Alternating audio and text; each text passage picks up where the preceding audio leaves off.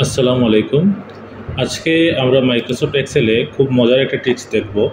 সেটা হচ্ছে আমরা যারা ডাটা এন্ট্রি নিয়ে কাজ করি, তারা দেখা যায় এরকম কোনো ডাটা এন্ট্রি করার পরে আমাদের কোনো বড় করা লাগে। লাইক আমি যদি বলি এইরকম এই সবগুলো এখন বড় করা লাগবে, তখন আমরা জানি যে কার্সর এখানে নিয়ে লেফট বাটন প্রেস করে নিচের দিকে একটু ড্র্যাগ করলে এরকম রোটা বড় হচ্ছে। এখন যদি সবগুলো আমি করতে চাই তাহলে প্রতিটাতে গিয়ে আলাদা আলাদা করে এরকম বড় করা লাগে। ইভেন দেখা যায় যে অনেক সময় সবগুলো রো আমাদের সমান হচ্ছে না। তো এই সমস্যাটা খুব সহজে আমরা সলভ করতে পারছি। সেটা হচ্ছে জাস্ট একটা শর্ট কমান্ডের মাধ্যমে। শর্ট কমান্ডটা হচ্ছে অল্টার প্লাস এইচ প্লাস ও প্লাস এইচ। মানে অল্টারে চাপ দিয়ে ধরে ফার্স্টে আপনি এইচে প্রেস করবেন, তারপরে ওতে প্রেস করবেন, তারপরে এইচে প্রেস করবেন। কিভাবে করবেন দেখেন।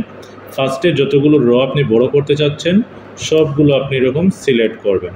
সিলেক্ট করার পরে কিবোর্ড থেকে চাপ দিয়ে ধরবেন অল্টার এইচ ও এইচ, দেন ছেড়ে দিবেন। এখন আপনাকে এখানে র হাইট যেটা আছে এটা লেখা লাগবে। সো আমি ধরেন চাচ্ছি 25, লিখলাম 25, লিখে যদি ওকে করি, দেখেন আমার র যেগুলো সিলেক্ট করেছিলাম সবগুলো বড় হয়ে গেছে।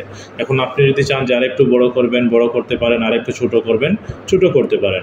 এখন যদি চান যে আপনার লেখার অ্যালাইনগুলো আপনি সেন্টার করবেন, আপনি সিলেক্ট করে এখান থেকে